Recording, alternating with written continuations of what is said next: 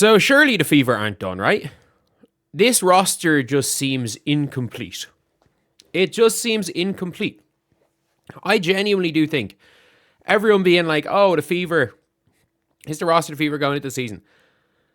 I think they got one more signing to make. I don't know when it'll be.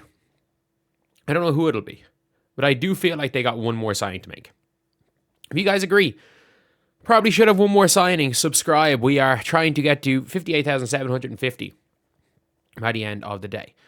So, in yesterday's draft, they took Justine Passat, they took Timmins, and they took Raven Johnson. After bringing in Megan McConnell and Trailer yesterday. Of all of these players, I'm guessing that Justine Passat and Raven Johnson make the roster. And this is absolutely not going to be it for the Fever. There is no way that the Indiana Fever go out with only 15 players into training camp. There's no way. My guess, you're looking at teams going in with 16, 17, 18 players going into these preseason games. My guess is that they have one more. They genuinely have one more player that they're going to bring in. And I don't know who that's going to be. So if you look at the WNBA last season, the one big thing the Fever struggled with, and this is especially without Caitlin, is they really struggle with size. So the Indiana Fever, ironically, like they struggled with the Connecticut Sun when the Connecticut Sun were losing games. They really struggled with the Sun because they struggled with Tina Charles' size. And when they had when they had Ono in there, the Fever really struggled with the Sparks. Why? Because the Sparks, Brink, Azare, Hamby, they struggle with their size. And even the first game the Fever lost to the Sparks, they really struggled with Mercedes Russell. The Fever have struggled through the years with the likes of Kalani Brown. They have struggled with true size. And this Indiana Fever team has barely more size than last year. Yes, Monique Billings is in fact bigger than Natasha Hart. Maisha Hines-Allen is built like a battering ram, or is built like a freaking linebacker. She is a machine. Like, she is going to run through people. And she's Bree Turner's replacement. I'll take that in a heartbeat. The thing is, though, is that on the defensive end, if another team runs out with double bigs, we don't have the size. Like, if you're trying to win a championship, you have to match up to the New York Liberty. You have to. This team doesn't. This team straight up cannot match up to the Liberty. And the good thing is they do have one body on Asia. That's all. They no longer have that second body to throw at Asia Wilson, which Bree Turner was. They don't have a second body to throw at Asia. At least they have a second body in MHA to throw at that they can throw at. Geez, I'm blanking on her name. Alyssa Thomas, if they're coming up against the Mercury. But it feels like the Fever never addressed one need, and they didn't take it in the draft. Pure size. It's the one thing the Fever have lacked. And it's not like there aren't these players there. Like, Mercedes Russell is going to be available on a minimum. And look, I don't really like Mercedes Russell, by the way. Like, I'm not out here pretending that Mercedes Russell is this absolutely incredible player. She's huge. She's huge. She is 6'6" and a big 6'6".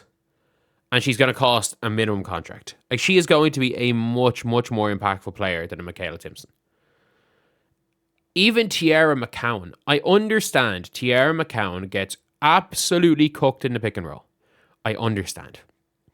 But for a minimum contract player, to get a big 6'7" player, I don't hate it. Especially when the tallest player on your team right now is 6'3".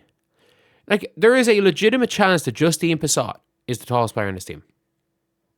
And for anyone saying, oh, Aaliyah's 6'5", no, she's not. If you see Aaliyah standing beside any of the players that have listed themselves, like, Angel Wilson's an inch taller than Aaliyah Boston. Angel Wilson's 6'4". Aaliyah is about 6'3.5", and at most. But she plays bigger than her size. and her anticipation allows her to be a bit of an undersized center. Like, Justine Bissott could be the tallest player in this team. That's not good. That's not good at all. So I still think they've got one more. They've got that one more roster slot, and I don't know if they fill it in before training camp, or if they do if they do what they did in in 2020 or 2025, or sorry, with the Lynx did in 2025. That the Lynx kind of kept the roster spot there. Like, they cut. I think they needed to make one cut, and they cut 2 players, and everyone's like, well, what the hell's going on? Because they just waited, and then the Sparks got rid of Maria Klinikova for whatever reason, and immediately the Lynx were like, no, we're going to sign her. Like, the Indiana Fever can look at this and say, look, we don't like any of these free agents, but there's a team out there somewhere that's going to cut a legitimate rotation piece in preseason, and we're going to go and sign them. Like, people thinking that's an uncommon thing. That is how the Connecticut Sun got Veronica Burton. The Dallas Wings deemed Veronica Burton not good enough to make their team, so they cut her, and immediately she was signed. Like, there was rumors that Bree Hall was going to be signed by other teams immediately after the Fever cut her, which is why the Fever cut her really early. Like, if somebody gets cut from another team, because like right now there's 14 players, and people are like, oh, this is the team plus the development slots. It's not. This is not it. There is someone else. At least one more player is going to be signed. Whether that is bringing in a Hannah Stolke for training camp purposes. Like, I'm sorry, you cannot have 14 players and 7 of them being undersized guards. Like, half of your team are undersized guards. Sorry, almost half of your team are undersized guards. Caitlin Clark at times plays on the defensive end, plays like an undersized guard. You have got, and who plays defense out of them all? Harris is a plus defender, I guess. Mitchell, not really. Caitlin, Trailer, from what I've seen. McConnell, okay, cool. McConnell plays defense, and I don't think she makes a team. But Raven Johnson plays defense. You got like one defender who can shoot of them. Kelsey, Caitlin, obviously. Yeah, in fairness, Ty Harris can shoot. But yeah, it seems like there's going to be a change to this roster. And this is probably the team going into training camp. But like last year, for me, I think they're going to be in a situation where Timpson's fighting for a spot in the roster.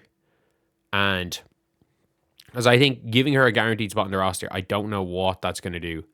Especially with developmental slots, like putting her in as a developmental player, giving her that type of salary, or maybe they're just like, you know what, fuck it.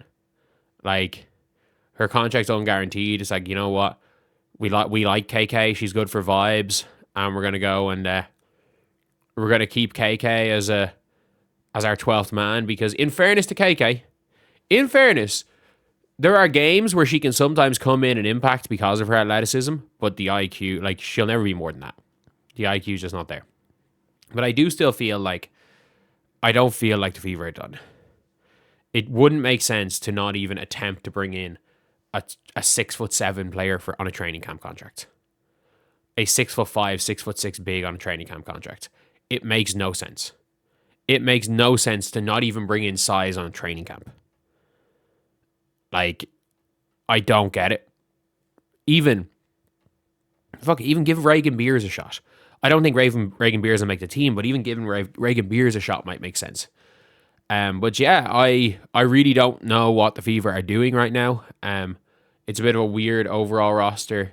That being said, it is a very, very guard heavy team, to be honest. Anyway, yeah, see you guys.